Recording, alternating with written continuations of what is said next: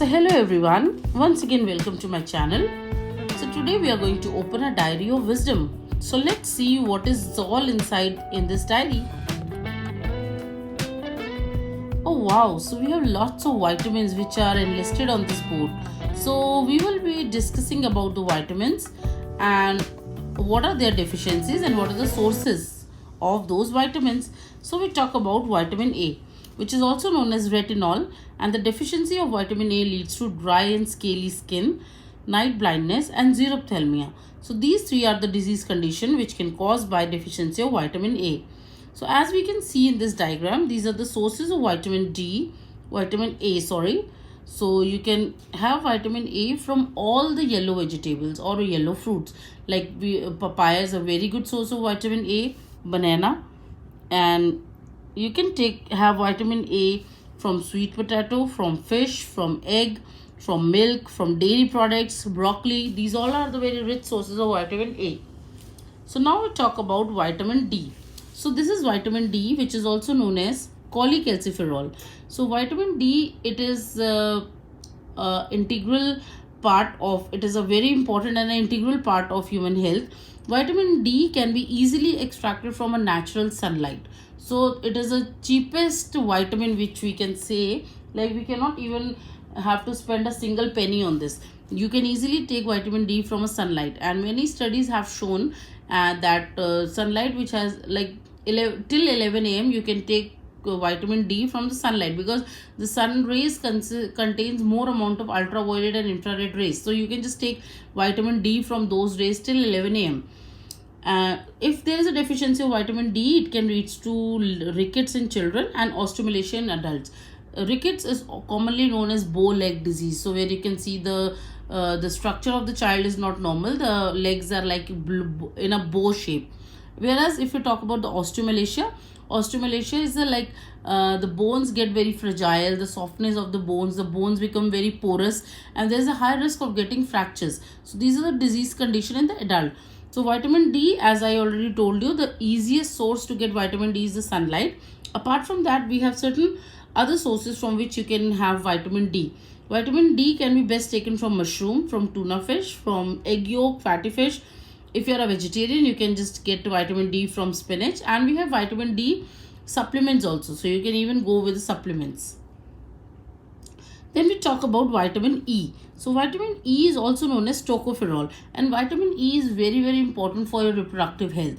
So if there is a deficiency of vitamin E, it will lead to sterility, muscle wasting and fetal death. So it is important to engage vitamin E in your diet. So these are the sources of vitamin E from where you get vitamin E. It can be taken from pomegranate seed, sunflower seed, avocado, mango, spinach, broccoli, olive oil, kiwi, nuts. These all are a very good source of vitamin E. So you can just take vitamin E from any of these sources. Then we talk about vitamin C, which is also known as ascorbic acid. The deficiency of ascorbic acid can lead to scurvy and weakness. And scurvy is like bleeding from the gums. So it is very common. So the best sources of vitamin C is all the citrus fruit. So like you can take it from gooseberry, that is amla. You can also take it from like lemon, oranges. So all the citrus fruit contains citric acid. So vitamin C can be easily taken from all the citrus fruits. Then comes your vitamin K, which is very important for coagulation of blood. So if somebody is having like a deficiency of vitamin K, there can be a generalized bleeding tendency. Vitamin K is also known as phytonadione. So these are the sources of vitamin K. So it can be taken from broccoli, from spinach, from kiwi, from this ladyfinger, cabbage, egg. So we have lots of sources of taking vitamin K. Now quickly we talk about the vitamin B. So vitamin B is like available in various forms. Like you can see on this colorful picture, vitamin B1, B2, B6, B4. So we have lots of different variety of vitamin B. So if we talk about vitamin B1, it is also known as thiamine. And the disease is like beriberi and neurological disturbances. If the patient is having less amount or deficiency of this, it can lead to beriberi and neurological disturbance. If somebody is having vitamin B2 deficiency, the person may have glossitis or chiliosis.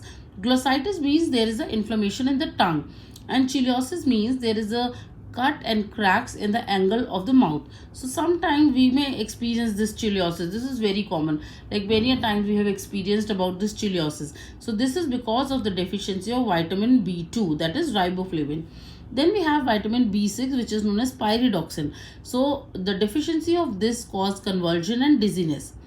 We have vitamin B4, which is known as niacin. So the deficiency of niacin can lead to pellagra. And always remember the 3D of pellagra, that is dermatitis, that is inflammation of the dermis, diarrhea and dementia.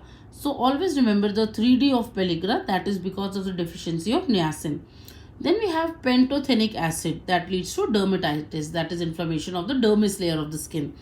Then we have folates also, that is folic acid. So suppose if somebody is having a deficiency of folates or folic acid, that leads to sprue, that is a diarrheal condition, diarrhea, malabsorption. And sometimes the deficiency of folic acid can lead to megaloblastic anemia also. Then we have vitamin B12, that is also known as cyanoclobamine.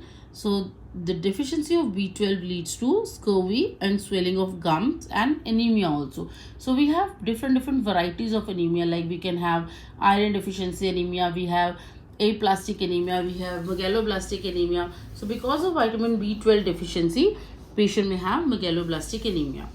So now these are some of the common sources. Like if somebody is having any vitamin deficiency, vitamin B can be easily extracted from all the plant product. So like it is present widely in vegetables. It is also present in all the dairy product, in like egg, milk. It is present in fish. It is present in meat, nuts. So vitamin B can be extracted from those sources.